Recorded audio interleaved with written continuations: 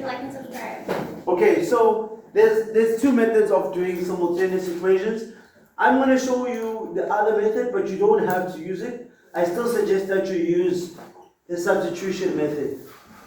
I still suggest that you use the substitution method. No, the elimination method, I'm not really vouching for that. So let's look at how the elimination method works.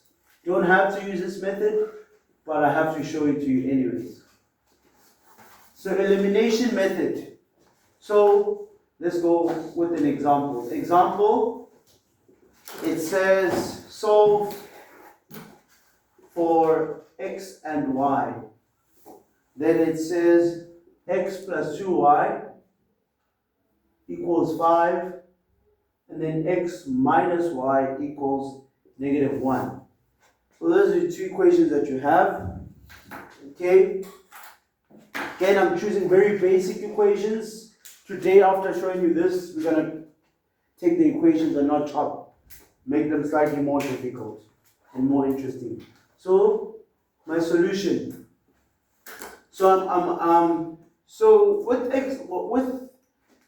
elimination, you're kind of like combining the equations. You're not substituting. We don't really need to call this equation 1 and 2. We kind of sort of combine. So if you say, so we add the two equations. So what you want, try and think of, you want one of the variables to cancel out. That's actually what you want to do. So what do we need? What manipulation would we need to do to get one of these variables to cancel out? You see that x can minus with that x, right? Hello? So what you can do, you can still call this equation 1 and equation 2, but with elimination, you're just going to subtract the equations from each other. So we usually do something like this. X plus 2y is equal to 5. And then under it, we say minus. So this time, you're going to subtract the two equations from each other. Minus x minus y equals minus 1. So what we're doing is we're saying equation 1 minus equation 2. Why am I doing that? It's because I'm looking at the two equations and I'm trying to get one of the variables to cancel each other out when I combine them. So if I see there's an x there, there's an x there, right? So I can say to myself, okay, I can take the first equation and minus the second equation. And if I do that, the x's are going to go away. Does that make sense? Hello? No, it doesn't. Okay, let me repeat that. You look at the equations, right? Hello? And then you look and you say, I want one of the, in order for you to solve these, you need to be working with one variable. To work with one variable, one of the variables has to cancel away, has to go away temporarily, right? Hello? Yeah. The easiest one to get rid of here is an x. So how do you get rid of an x? I can say x minus x. But you can't just say x minus x, you have to say whole equation number 1 minus all of equation number 2. Hello? Okay, so if I say equation 1 minus equation 2, then the x, when I do that, then you write a line like this. The x's are going to cancel, because this is going to become x minus x. Remember, you still have to distribute this, right? Hello? Hello? X minus x, the x's are going to cancel. Fine. Then this becomes 2y. Minus times a minus is a plus. So it's 2y plus y. So here you get a 3y. Now, this is 5 minus minus 1. So minus minus 1 is plus 1. So it's 5 plus 1. So it's equal to 6. Then you divide by 3 on both sides. Then y is equal to 2. So, let me go through it again. You look at the two equations, right? And you say, okay, I want to get rid of one of the variables. So, if you look at these two equations, you think, okay, focus on one variable. X minus x will solve the problem, right? But you can't just say x minus x. You actually have to think in terms of the whole equation. So instead of thinking x minus x, you can think equation 1 minus equation 2. That way, the x's will cancel out. So, you say equation 1 minus equation 2. You take the first equation minus the second equation, and then the x's cancel out. But don't forget to distribute the negative here. Negative times negative is a positive. So 2y plus y gave me 3y. 5 minus 1 became 5 plus 6. Then you ended up with 5 plus 1 gave you 6. And you divided by 3 on both sides, got y equals 2. It's easy in this question. It becomes, when we have coefficients, it becomes less easier than substitution. You'll see eventually. Substitution is a lot easier than this. This is easy when you have a problem like this.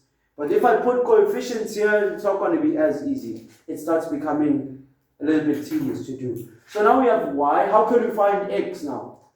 Substitution. Can substitute into any one of these now and solve, right? So I can substitute, I'm going to say substitute y into 2 into the second equation. Then I get x minus 2 equals minus 1. And x is equal to minus 1 plus 2, and x equals 1. Then this one is done. The whole question is now done. It's simple in this case. I'm going to show you another example. In this case, it is very simple. Yeah. Can we choose which method? You are allowed to choose which method you want. So you're not going to be forced. You're not going to be forced. We never tell you use a substitution. The textbook does that, but we don't do that in tests and exams. And I suggest you stick with substitution. That's just my own 2 cents. The reason why I say you stick with substitution is because when you meet most of the time you use substitution because it's more easier to do and easier to generalize. Like I said, if you do physics, you use substitution as well. To use elimination in physics, I haven't seen it been done, but you can. It's just more tedious. Hello? Hello? Okay, I want to do a second example. Okay, I'll wait. I want to show you a second example that's perhaps a little bit more interesting, but you're never forced to use this method. I'm going to always use a substitution, so if you choose elimination, just know you'll never see me do it. I prefer the substitution. You'll see why. You'll see with the other equations, when there's coefficients and all over, it just doesn't become convenient to do this, at least not for me. Are you okay? Huh? I know. Can I get rid of it now? Please. Okay. Here's another quick example. Another quick example. Let's say they say solve for x and y, and then they give you these equations. 3x plus 2y is equal to 2. And then they give you 5x minus 2y is equal to minus 18. Okay. Again, you must think. I'm gonna squash you. All right, so solution over here. I'll give you a chance to write it down. This is an elimination method.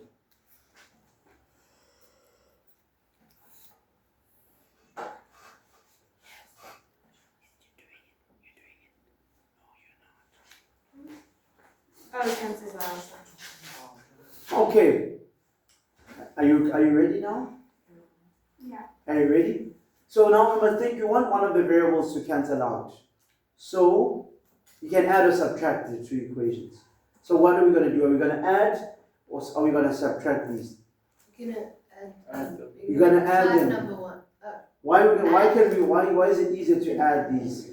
Because if you add them, It'll be 'cause then 2 it minus cancels. 2, which is the y. so the two y's will cancel if you add them. If you subtract, the two y's are not going to cancel actually. But you can add.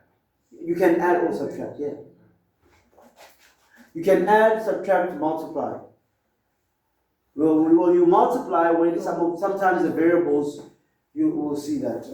I don't have an example for that, but try to show you when you I multiply. figured one of the variables to be just 1. What? No, Okay, so check this. Are you? minus. I'll show you one just now where you do multiply. That will be the last one. Horrible. Okay. Okay, so you guys cool? So, George, are you okay? So I'm still gonna call this 1 and 2 just for bookkeeping purposes. And one, I'm gonna say equation, I'm gonna add 1 plus 2.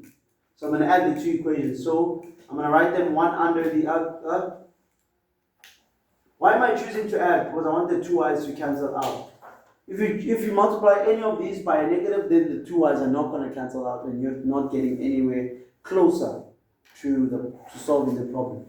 So let's add the 2. 3x plus 5x is 8x. 2y minus 2y is 2y minus 2y is 0. That was the point of me adding them, to get rid of these. Wait, how is it minus? What do you mean? Okay, got it. I'm adding the 2 equations. So when you add, no, none of the signs change. A positive and a negative make a negative. If I multiply this by negative, then this wouldn't be solved. I wouldn't solve this. I'm trying to get these to cancel. These cancel. 2 minus 18, it's negative 16. Do you follow? Clarice? What must I do in the next step? On both sides. And x is equal to negative 2. Okay, Hannah, what's my next step? What must substitute? Just substitute the x into any of the 2 to work out the y. Correct. So I'm gonna just substitute x into 1. So I'm gonna substitute, so 3 times minus 2 plus 2y is equal to 2. Negative 6 plus 2y is equal to 2. Then 2y is equal to 8. Divided by 2, y is equal to 4. Please ask if you don't understand. I'll show you just one more because I said you can add, you can subtract. That's the main operations, but there's also sometimes multiplication that can be involved. That's what I was thinking was easy. No, multiplication is horrible. It's terrible. No, it's not really horrible, but it's just more work to do. I prefer the substitution because substitution is like, it's algorithmic. It's always the same. Already forgotten. Yeah? No. I'm gonna just, don't worry, I'm gonna refresh your memory. I do intend to refer. I'm just going through this elimination so that I've shown you how it's done. I'm gonna stick with the substitution forever. Me and substitution are like this. You can't take me anywhere. You can take me out of substitution, but you can't take the substitution out of me. Quite cool. Belle, do you have any questions? So you can choose. If some of you might actually find this easier or like this, I don't. Yeah? But so when do you know when to subtract them and add them? That's the point. You have to decide all of that yourself. So it doesn't matter which one you do. You decide that because you have to think, I want to get rid of one variable. That's how you make that decision. That's what makes this method more harder. You have to come up with all those decisions where, okay, I need to, maybe I should mind. That's why I say this is not easier. Substitution is very algorithmic. It's always going to be the same. I don't need to decide, there's nothing. You just follow the same steps. That's why I'm saying stick with substitution because that's easier. Here you have to decide, I'm going to subtract that one from that one or add that one. But before I do that, I need to multiply. It becomes a lot harder. Does that make sense? Whereas in substitution, it's always the same. Make one the subject, choose one of the equations, make x, y the subject of the formula, substitute to the other, done. That one is easier. This one, you have a lot of decision making to do. It hasn't been difficult because of the equations, but trust me, with other equations, using this method is going to be, you have to really think. It requires a little bit more thinking. Can I erase? One more elimination, then I'll take you back to substitution. Is that okay? I want to show you one more elimination. You want to believe me. Ruan, I called you Ruan, sorry, Yuan. Ruan? Did you call him Ruan? Yeah, it's a That's what mistake. was used in bicycle. It's a mistake. Because I know someone called Ruan. I did say this to you That before. was very easy. It's your No. Okay, one more elimination, then I'll take you back to substitution. Solve for x and y. One. Y. Solve for x and y.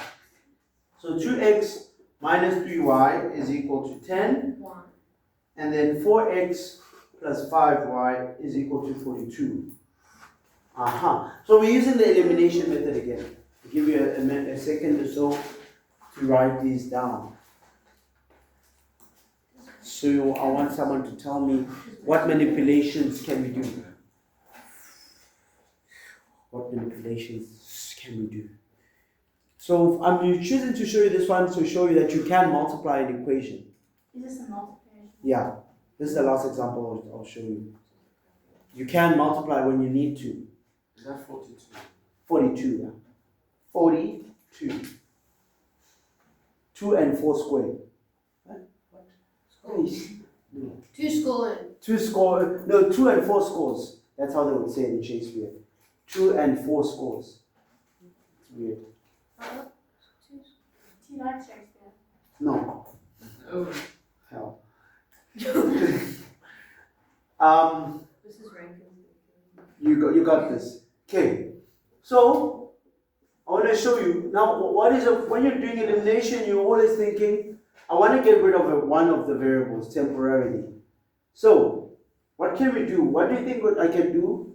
You can give you a hint. Multiply one of these equations, and then you can get an Do you idea. multiply them by each other? No, multiply them by a constant or a factor.